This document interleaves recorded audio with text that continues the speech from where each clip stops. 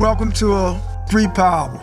Street Power is my podcast based on my philosophy that the streets are the most powerful element of society. And on Street Power, me and my illustrious guests, we will delve into the street world of Baltimore City from the top to the bottom. Nothing will be off limits. Hustling, beefing, jail, prison, love, loyalty, the code, everything. Things that you didn't hear or see on the wire. You might not agree with me now, but after you hear what I have to say and my guests have to say, I think you will agree with us.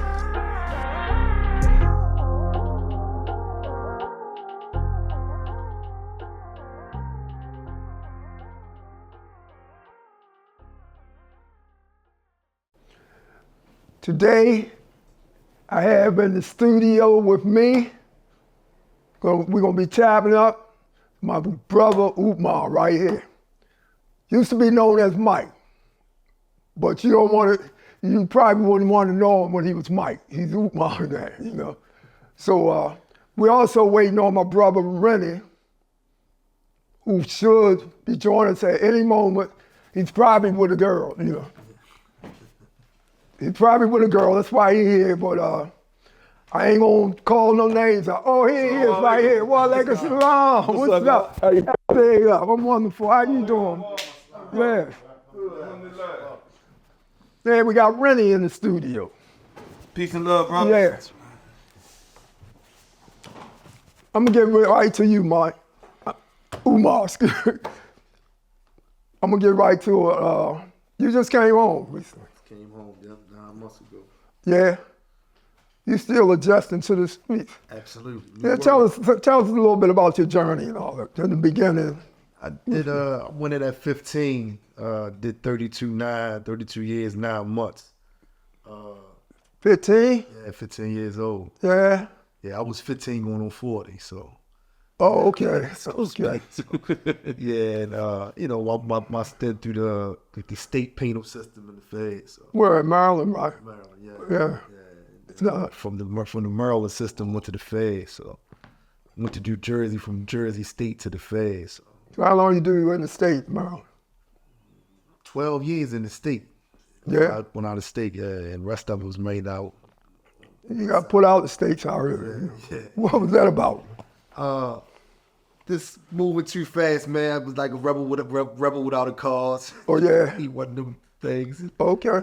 My revolution was a self-revolution mode, you know. Instinctive revolutionary in buck mode. So, by the time I went out of state, though, I had, I tapped into finishing education because it was a different culture. Mm-hmm. So it allowed me to slow down and, finish education, and then went on and got my associates, and then went on and got, my bachelor's. Yeah. It's paralegal up there. I was paralegal 23 years. Oh yeah. So helping guys getting back and fight the system. So that's an example of what we talking about, Yeah.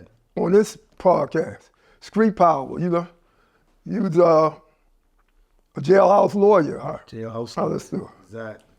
What's a jailhouse lawyer thing about? Why would a dude even, when he can get a lawyer on the street? A lot of times they don't have the money, right? But why would a guy get a jailhouse lawyer, man? Well, we unfortunately, it'd be a trust issue, and some integrity involved, especially if it's a reputable jailhouse lawyer. And it'd be a sense of, champion underdog. We come in as a champion underdog, and, it's like synonymous to coming to a guy case that already been ran through numerous attorneys over the years of fighting. And finally, the lawyer said, we went to the Fed, you ain't got nowhere else to go. And then, jailhouse lawyers such as myself pick up the case and identify a constitutional issue that was never raised to get the guy back in court. And on the street? Yeah, get him back in the street. Ain't never been to law school, just, what I mean? When the lawyers couldn't do it. When lawyers couldn't even do it. Lawyers never even raised the issue. So, yeah, so that was, very, that was very fulfilling. That's a perfect example of street power right there. Yeah. Came home, started, Lone Wolf LLC, Lone Wolf Legal Research Aid Services. Yeah. And that's what we come out here now, and still assisting a lot of people in the incarcerated community still, but predominantly even out here, the goal is to still champion the underdog. You know what I mean? So, it's poverty-driven time we living in. So, still afford those that don't have it means to still be able to access and utilize the system. So I see you're renting always together, real close and all that. So I know y'all. So what are y'all up to? I know y'all up to something. What y'all up to? Well, we up to giving back, man. You know what I'm saying? We up to giving back and building a better Baltimore. Maybe a better Maryland, and then and spreading it. As far as we can spread it to. We grew up in the streets, man. The streets raised us. So I was the youngest of 10 kids. I had no father, but the streets raised me. So I respect the streets so much, man, because it allowed me to grow, make mistakes, learn from the mistakes, and then excel from them. So I had, as a little brothers like Jamal, you know what I'm saying? A bunch of little brothers when we come out of Ashburn, we was a family, man, real tight-knit, and we still are. That Ashburton area, 21215, 21215 for life. You know what I'm saying? We were real tight. And, just enjoying life, man. Now we at the stage in life where we look back and we recognize we got more time. We have more time behind us than we have in front of us. Right. So now we just enjoying every day, man. But also, using our knowledge, our experiences, and our street power to affect the next generation. Because we know, and one of the things that Jamal was just speaking about, is when you have a jailhouse lawyer or attorney that's is incarcerated, it's more than just business. It's personal to them. That's right. Because they're in a situation where they want to come about of themselves and also help other brothers come out. So I commend the brother for, where he was at. I remember the 15-year-old brother. To this brother, and we talked about it today, man, how the difference in time makes, you know what I'm saying?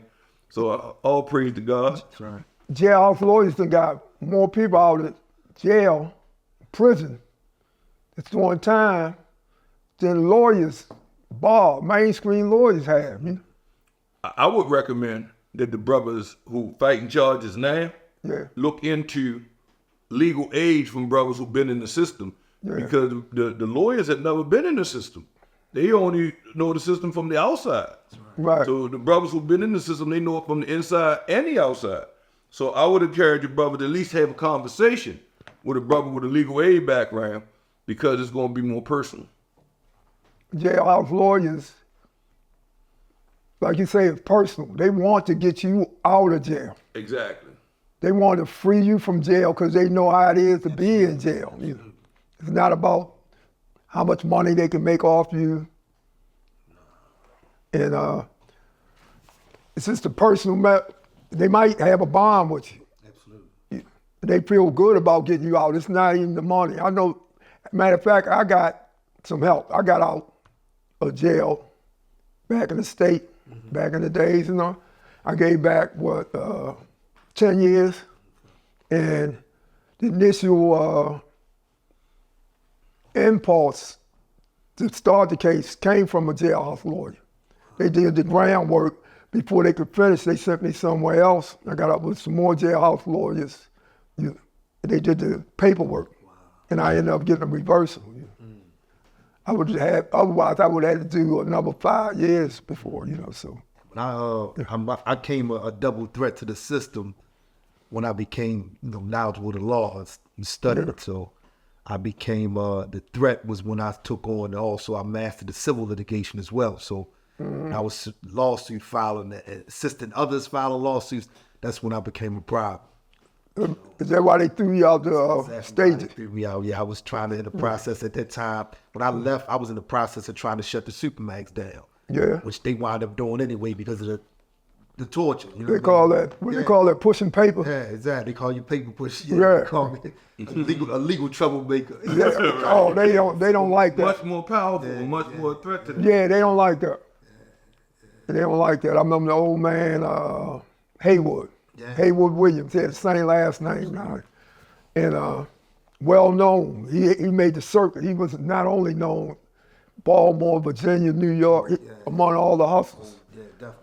I used to listen to him tell stories and stuff about people that I ain't never heard of. He was legendary, even in the fall of the legal ring. A lot of attorneys, esquires, and judges give his due. He's very, very, very reputable. Yeah. They sent him down Butler when we was in Allenwood. Okay. Was it the 90s or early 2000s? They sent him down Butler, right? And everybody was glad that he was gone, because we was in the pen. And Butler's like a medium, real nice and all that. And I looked up 2 months later, he was back in there. I was like, man, what happened? Why you back? He said, man, they got me up out of there, man. You don't play that. He said, they got me, they took me straight to the hole. He said, I ain't even going to population. I was on lockup for the 2 times. And they called me in there and say, oh, you like to sue and write writs and stuff like that. You like to push that paper down. Yeah, absolutely. He was like, okay, we got something. They put him in the hole and sent him right back. He didn't do anything. They didn't want him down there, man. The knowledge is a threat. Yeah. You think of any other examples, street power, brain power, I'm talking? Because I witnessed a meeting tonight. Okay. It was like 20 brothers in there, serious, well-respected brothers. And I watched them, how they interact and how they talk to each other. It was a lot of respect. There was no bickering, no cutting the person off and fighting for attention, be the one to talk. It was just, and I was like, and then I remember a meeting I went to among some of the local politicians, dignitaries, lawyers, and people like activists and all. And nobody could finish to make a point. They was arguing and laughing and going. It wasn't serious, man. It wasn't serious. And it reminded me of the reason why I don't like going to these meetings. I don't, Absolutely. And that was an example of street power to me right there. Because these brothers had the discipline, self-governed, the respect, yeah. And it was a brainstorming thing. It was a lot of unisys. It was unity, love, and respect, man. That's street power. And we don't have that on other levels. We have a bunch of opportunities. Yeah, I give you a perfect example of street power.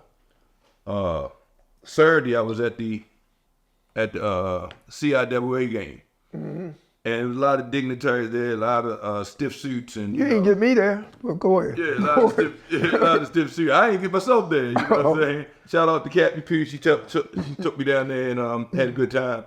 And, just being a reputable dude from the street, being respected, you put yourself in a position where you respect other people, but you also demand respect. That led me to a conversation with our governor of the state of Maryland, Westmore. We had a great conversation, man, and he's interested in what we're going to do in the city.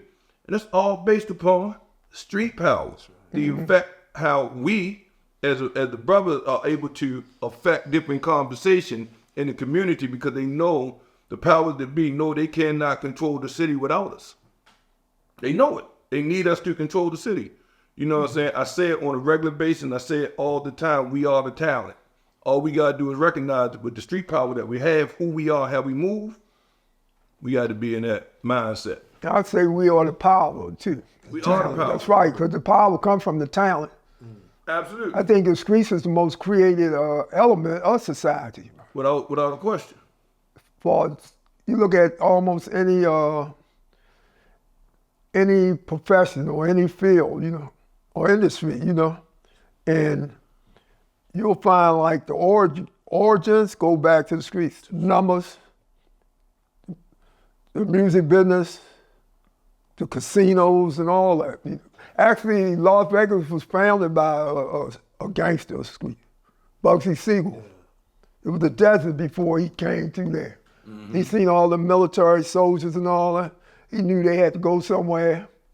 It was just that simple. He was like, they got to go somewhere. They need entertainment and all that. He came up with the idea of building a casino.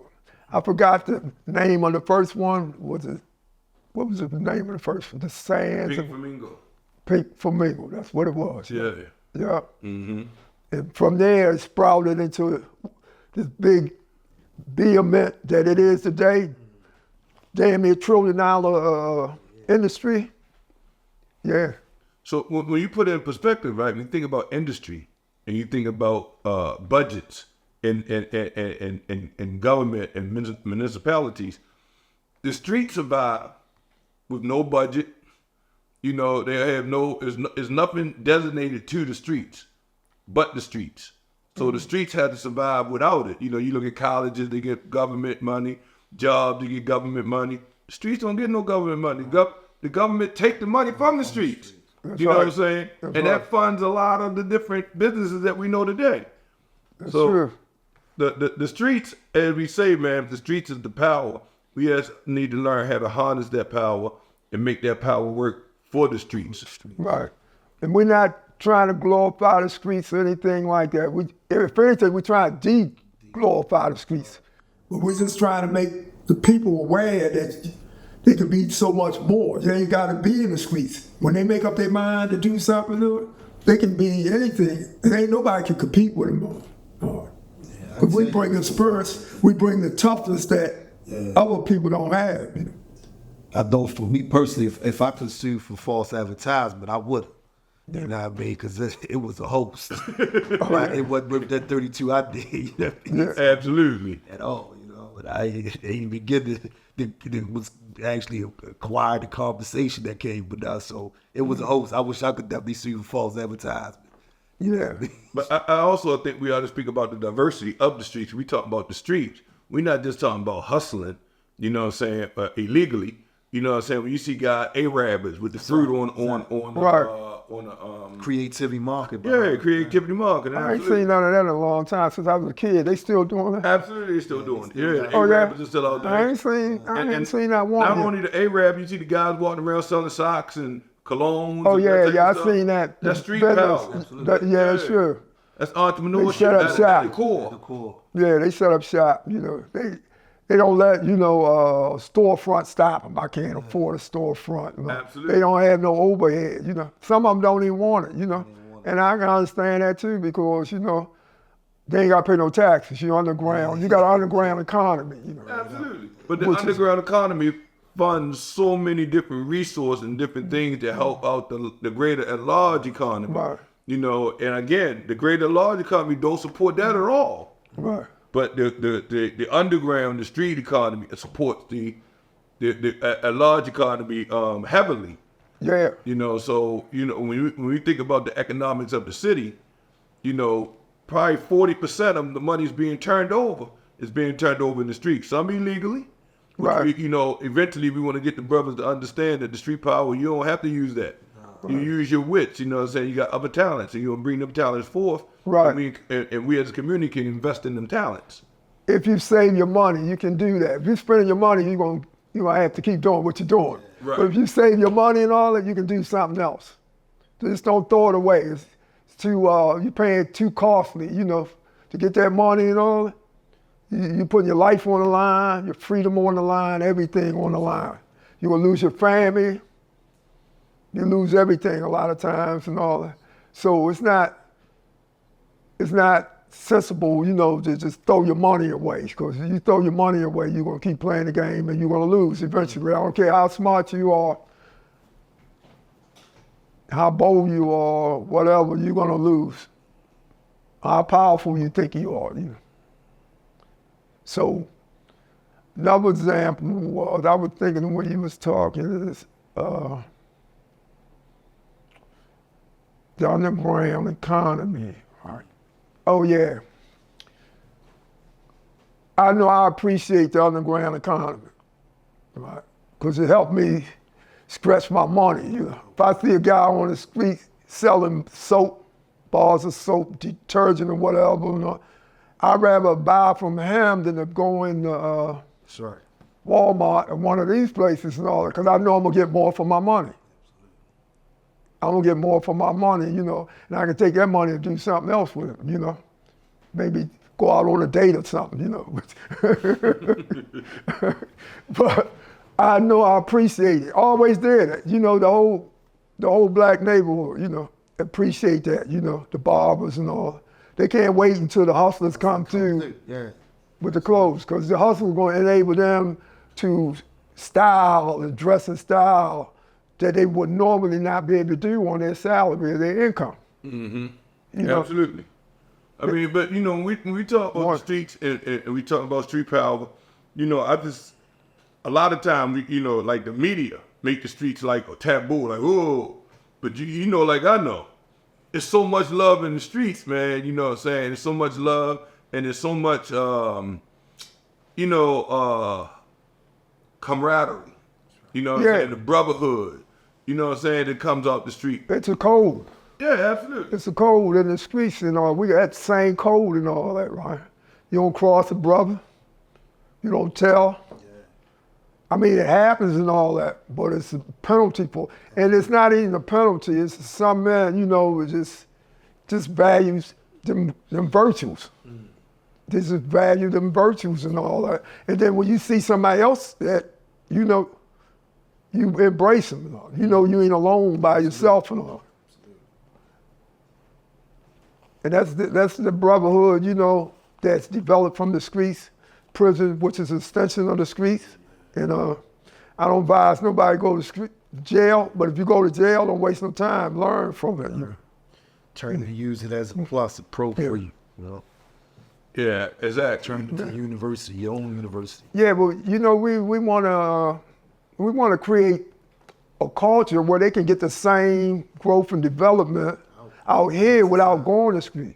That's what we got to figure out, man. But also, we got to also understand that, you know, they building jails and they got jail cells and they going to fill them, whether we break the law or not. Oh, yeah, they're going to do that. Yeah, we got to make the young kids and ourselves understand that we are part of a greater, larger system. Yeah. And a lot of times people say, oh, you was in prison, you did that. You was in jail, you did that, you did that. They don't ask, are you guilty? Yeah. Because being in prison and being guilty are two different things. You know what I'm saying? That's why you hear people cases getting turned over all the time, because for the system, it don't matter. They got their time out of the person. They got what they wanted. They just wanted their time because they get paid for the time for the people being there. You know, so we, as a community, we need to understand that. You know what I'm saying? And one last point I like to make: when you hear a politician and government officials talk about being tough on crime, you know what I'm saying? They not being tough on crime, they being tough on us. That's what it is, code word, buzzword, the war on drugs, war on black people. The war on black people, right, exactly. So we got to stop being naive to it and also put people in power that's going to be, you know, sympathetic to the understanding that we ain't not on equal playing field. Yeah. You know what I'm saying? When we talk about, we're going to court, we talking about rules and regulations and laws, they not equal, they never have been. So we need to understand that. That's remind me back in, right after slavery. It was like, okay, we got to put them back in slavery. So they show up there, what was it, the 14th Amendment? No, 13th Amendment. It was like, slavery is abolished except for crime. Right. It was servitude for crime. Yeah. What was it in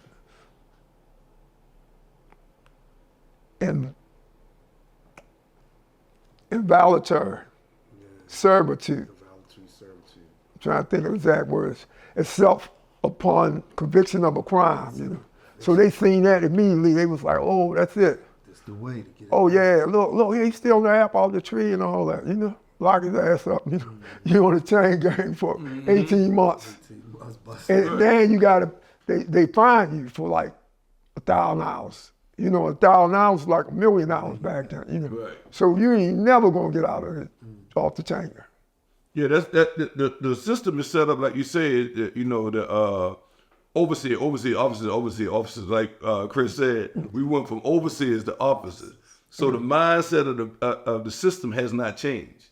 So instead of having us on plantation, they moved the plantation into the penitentiaries. That's and right. they feel the penitentiary guilty, non-guilty, and some guys are guilty to the charge. It don't matter. You understand? It don't matter. Them jail cells are going to be filled. You know what I'm saying? Because it's a system, and that system is based upon putting bodies in them jail cells. Guilty or innocent is irrelevant.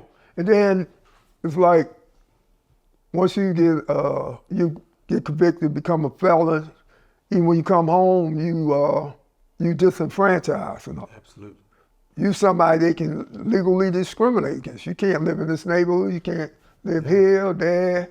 And so that's their system of re-enslaving us. The prison system and the courts, the more black people they convict of a crime and all that, the more they can discriminate and say, well, I'm not racist, I'm not prejudiced or anything like that. You broke the law. These are the rules, you know. You got a conviction, you know.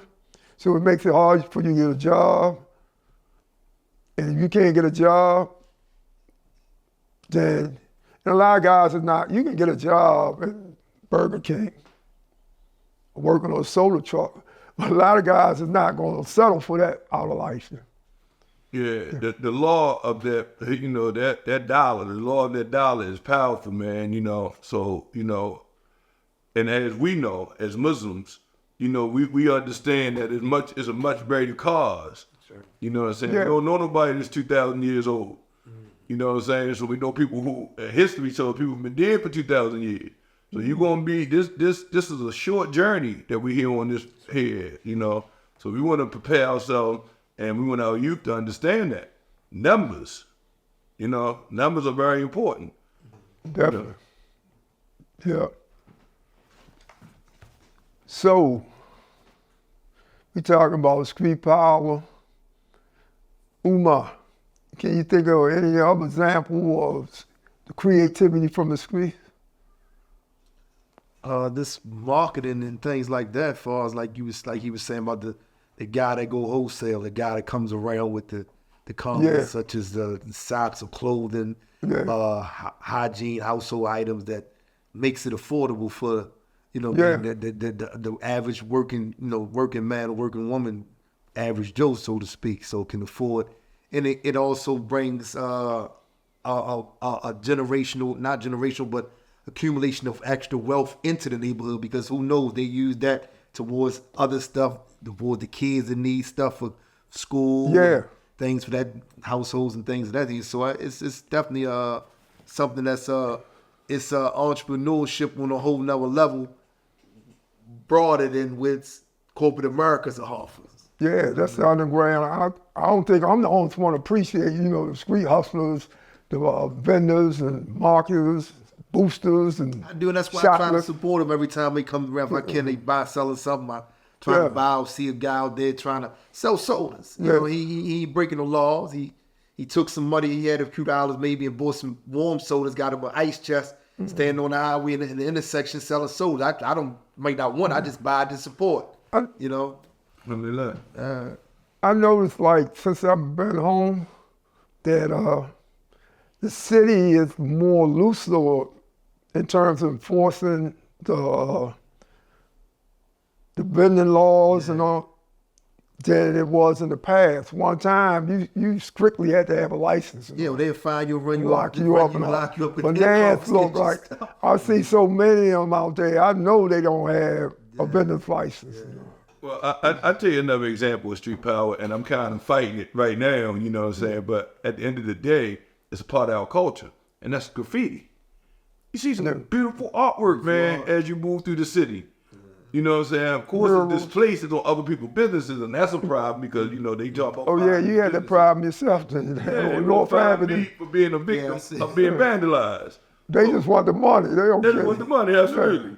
But at the same token, man, you look at some of this artwork, as beautiful it is, we need to have some way for them to display this work. Exactly. You know, like the mayors and the governors and the president ought to be able to get together and put these powers that be put together and put these, you know, because you see art around the city in different facets. Yeah. Bring these artists in.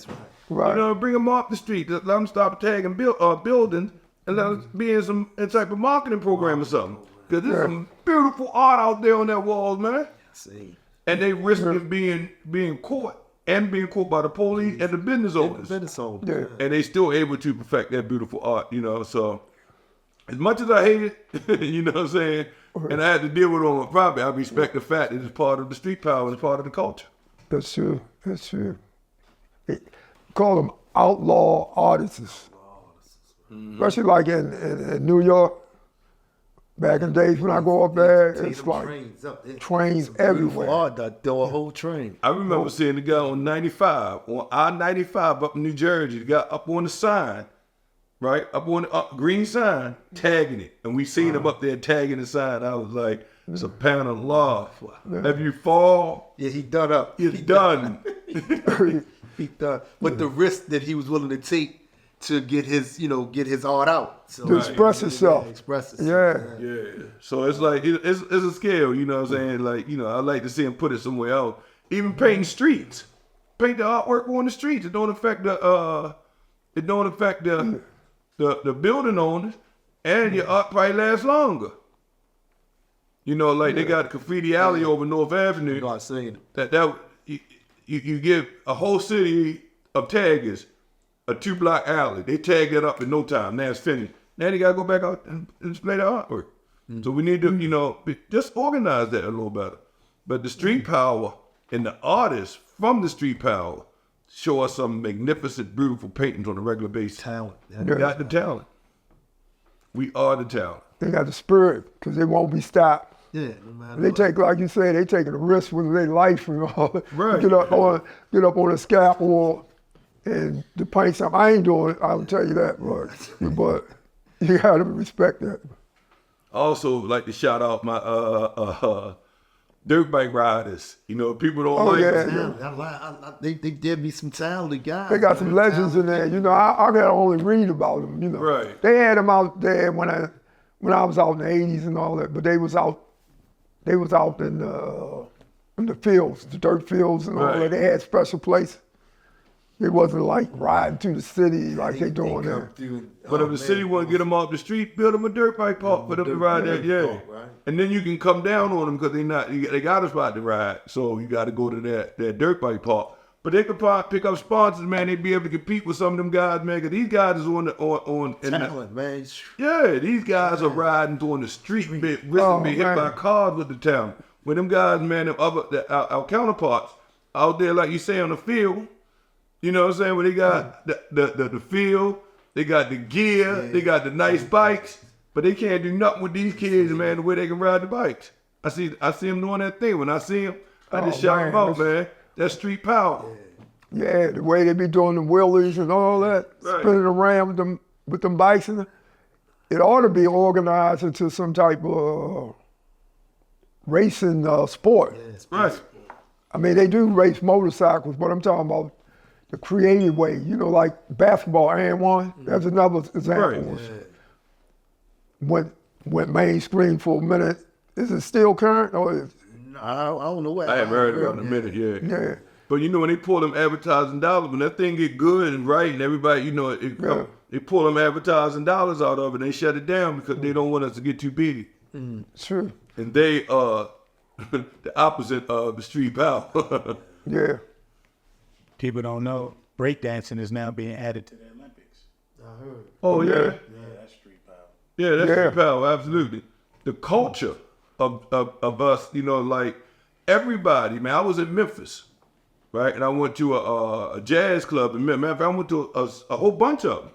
And I ain't seen none of us in there, but I see every other culture in there enjoying our music, you know, dancing, having a good time without music. Our culture in the street power is integrated into the society. But we as a community, we not capitalize on it. Some of us are, but I would like to see us on a greater good understand and be able to capitalize. That's why Lee Alacone, who used to be Ford Motor chairman, that's why he was hanging out with Snoop Dogg. Yeah, Martha Stewart and all them, because they know that street power. They know, and the credibility they get, because it's the market, you know, the real market is the street, the cars and the clothes and all that. So they want to sell that to the streets. They want to sell that to the streets and all that. So they hang out and get for the cool factor with rappers like Snoop and 50 and Even Eazy-E was invited to the White House by, what was it, Bush? Mm-hmm. And then, you know, Obama he had them all, you know. He had them all, you know, hanging out with him. And these are street people. Another example too is what's it, the Big Three? That was organized and produced by a street brother, Ice Cube. Yeah, the Big Three. Mm-hmm. 3-on-3 basketball. Right? Yeah. Mm-hmm. Ex-NBA players and all. All he gotta do is, he right there, all he gotta do is expand that a little more, then you got your own franchise. Mm-hmm. He that close, one more step and all that. We got their own franchise. And you know, they just like a gold mine, man. You know, we got like black basketball teams owned from bottom to the top. And they definitely gonna probably watch that more than they would the other, you know. Mm-hmm. They're gonna watch that more than the other, the NBA. I think they would watch it more because you're gonna have, at first you're gonna have, you know, second string talent, but after a while, big boys gonna start coming over there. That's gonna become raw talent. Yeah, that's gonna become the bigger franchise, you know. And I said that to say that it was a street brother, you know, that masterminded that, came up with the idea, made it happen, you know.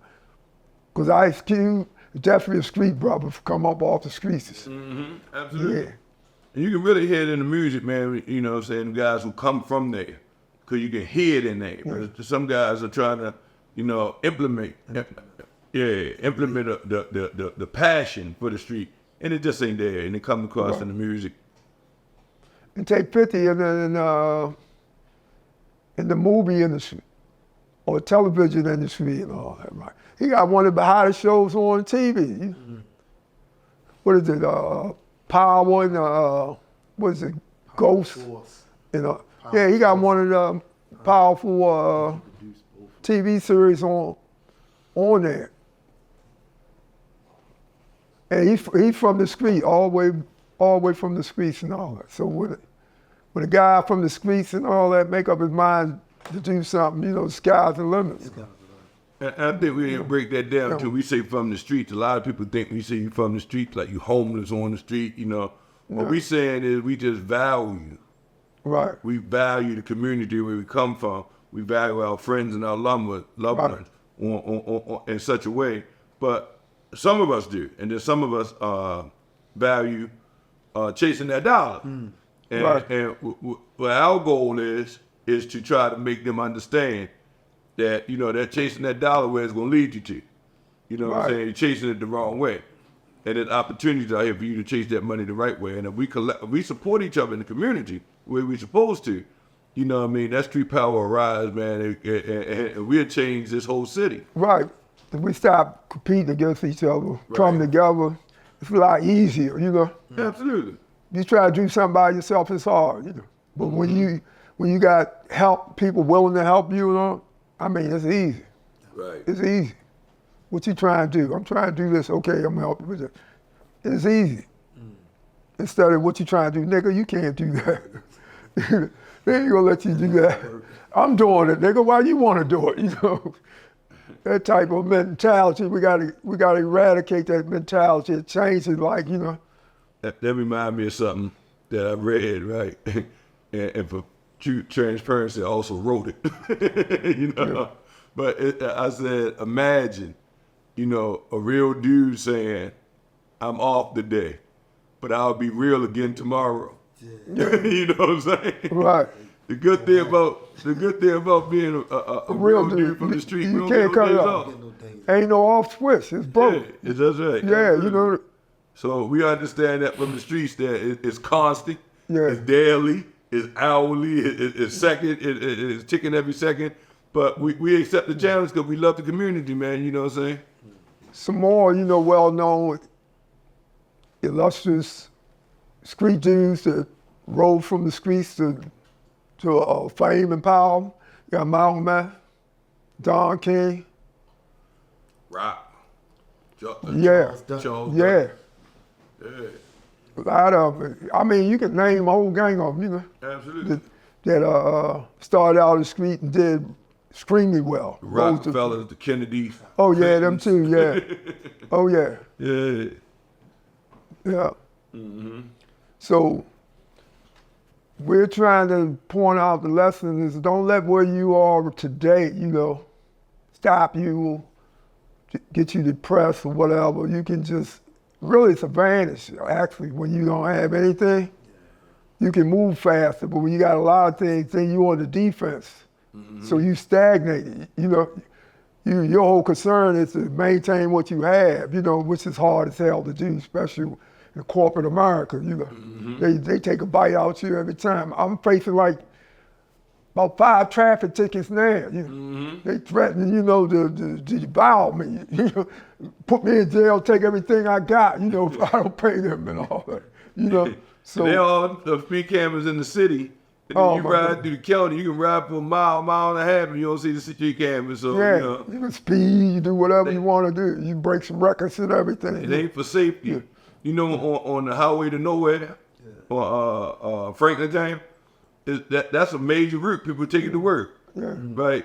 And they don't have no speed cameras on it, but that's for safety. So they say. But the safety is only for the city, for people in the city. Ain't nothing but another way for them to make money off us. So all of a sudden they concerned about our safety. Right. Exactly. They want to protect us. And they don't want to speed, but they want to give us polluted water. Yeah. It's a really good conversation. Yeah. So we're at the end of the show. Hope everybody that was listening and watching got something from this. We'll be back next week with another episode with other guests to tell you about their experience and their knowledge and share it with you.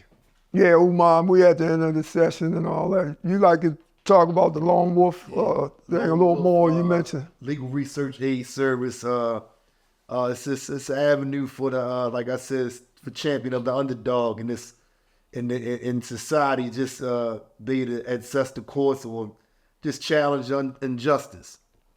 You know what I mean? So I'm glad to be grateful to be. Man, I appreciate that from you, man, and all that, right? You can push that. You know, all of the people, all people and all that, I respect the underdog, the champion and underdog and all that. I always consider myself one, you know. I see underdog fighting and all, I want to get a fight with him. That's right. He ain't got to call me up and all that. That's right. Yeah. Because underdogs, they fight us. Yeah, they fight us. That's right. Thank you, brother Rennie, again, for your knowledge and input. By the way, I didn't get to tell y'all that brother Rennie rose to a significant, well-developed businessman. On the real estate level, power moves, power deals, and stuff like that would take me a long time to tell you about. But this brother from the street, I remember when he was young, you know. I didn't even see this coming, you know. I didn't see him becoming who he was. And, of course, I was gone most of the time, right? But I'm gonna tell you something, man. It was something that I watched you do one time to introduce me to real estate. I pulled up on you, man. Yummy pulled up on you looking on the building on Howard Street. Yeah. The old bus station. Oh, yeah. I wanted to get that. Yeah, we jumped out. We was talking to you, and you were real cavalier about it. Like, I'm going to get that. Yeah. And that stuck in my mind, man. That stuck in my, I was a young buck, right? Yeah. And this brother, man, he like, you know, I'm going to get that, like, with a proper hand. Like, I'm going to get that. Like, you know, and I said, man, that's power. Matter of fact, that's street power. Yeah. And I said, man, that stayed in my mind, man. That locked in my mind for you know, and today I still remember the incident. And that set me on the path for real estate. I wasn't in the real estate before that. Well, I got the inspiration to get that building. Because what I wanted to do, I wanted to put a multi-service of business in there for business people downtown. It's downtown. But I know that business people work all week long and all. And they only get the weekend off. And they don't have time to get the car wash, go to the cleaners and stuff like that, even the dentist and all that, right? So they don't really get to enjoy their weekend or cut their grass and stuff like. So I'm thinking like, okay, if I get this building, I can put a barber shop in there, put a car wash, a dentist, cleaners, all the mom and pop stores and all. I knew people that had these stores. I talked to them and all, and they was like, "Yeah, that's a good idea. I'll open a store in there." And I learned all that from reading all the deal, Donald Trump, when he went into real estate. I said, I can do that. Let me try my hand at that, you know.